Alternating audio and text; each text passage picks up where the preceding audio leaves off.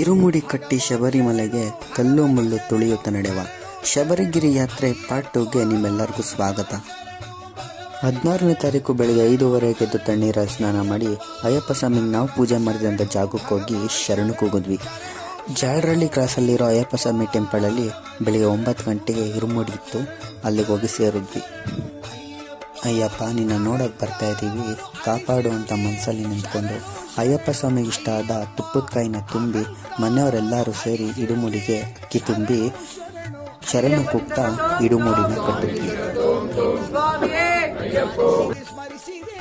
ಎಲ್ಲ ಸ್ವಾಮಿಗಳದ್ದು ಇಡುಮುಡಿ ಕಟ್ಟಾದ್ಮೇಲೆ ಗುರುಸ್ವಾಮಿಗಳು ಮಂಗಳಾರತಿ ಕೊಟ್ಟು ತಲೆ ಮೇಲೆ ಇಡುಮುಡಿನ ಇಟ್ಟರು.